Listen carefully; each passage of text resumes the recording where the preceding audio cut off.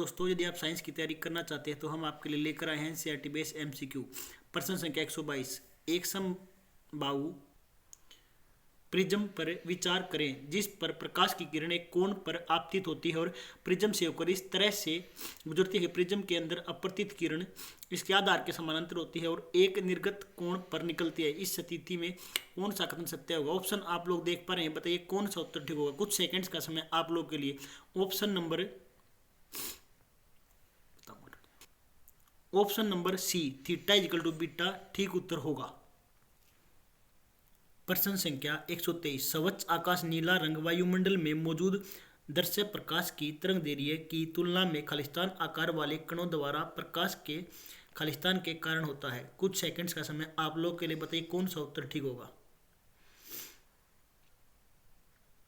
Option number सी, छोटे आकार वाले कणों द्वारा प्रकाश के प्रकीर्ण के कारण होता है। ऑप्शन नंबर सी ठीक उत्तर होगा।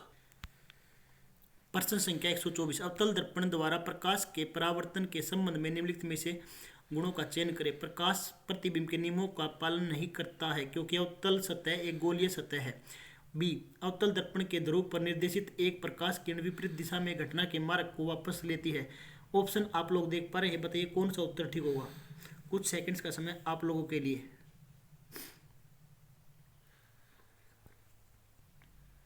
ऑप्शन नंबर सी, दोनों ए और बी दोनों गलत हैं। ऑप्शन नंबर सी ठीक उत्तर होगा।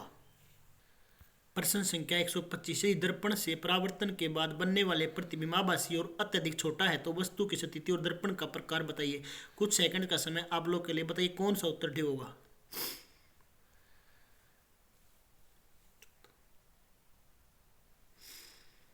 कुछ सेकंड का समय आप लोग के लिए। ऑप्शन नंबर डी, अनंत और उत्तल दर्पण ठीक उत्तर होगा। प्रश्न संख्या 126। जल में डुबोए जाने पर कोई छड़ पत्र के अंतरापृष्ठ पर चिपटी हुई प्रतीत होती है। यह खालिस्तान का एक उदाहरण है। ऑप्शन आप लोग देख पा रहे हैं। कुछ सेकंड का समय आप लोग के लिए, बताइए कौन सा उत्तर ठीक होगा।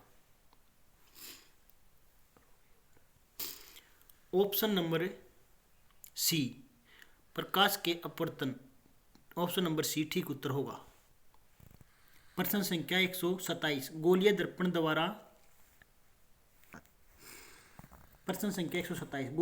द्वारा प्रकाश के परावर्तन के संबंध में इनमें से कौन सा कथन सही है। ए, उत्तल दर्पण इसके मुख्य अक्ष के समानांतर आपतित प्रकाश किरणों को अभिसरित करता है। बी, अवतल दर्पण इसके मुख्य अक्ष के समानांतर आपतित प्रकाश की किरणों को विसरित करता है। सी, उत्तल दर्पण वास्तविक और आभासी दोनों प्रकार के प्रतिबिंब निर्मित कर सकता है। ऑप्शन नंबर डी, अवतल दर्पण वास्तविक और आभासी दोनों प्रकार के प्रतिबिंब निर्मित कर सकता है। कुछ सेकंड्स का समय आप लोग के लिए, बताइए कौन सा उत्तर ठीक होगा। ऑप्शन नंबर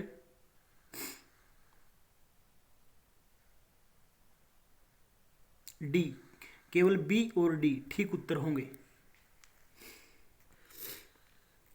प्रश्न संख्या 128। जब प्रकाश जल से होते हुए हवा में प्रवेश करता है तो उसका खालिस्तान बदल जाती है। ये तरंगदैर्घ्य, बी आवृत्ति, सी रंग, डी चाल, बताइए कौन सा उत्तर ठीक होगा। कुछ सेकंड्स का समय आप लोगों के लिए।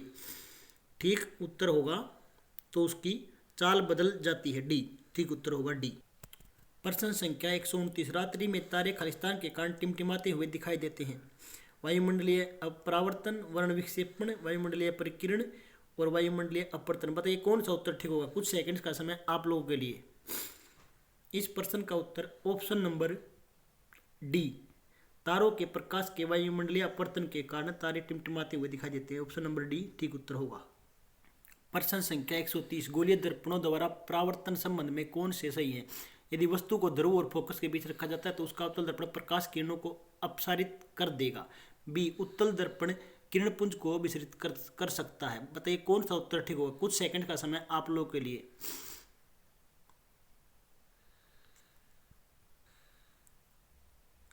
बताइए कौन सा उत्तर ठीक होगा।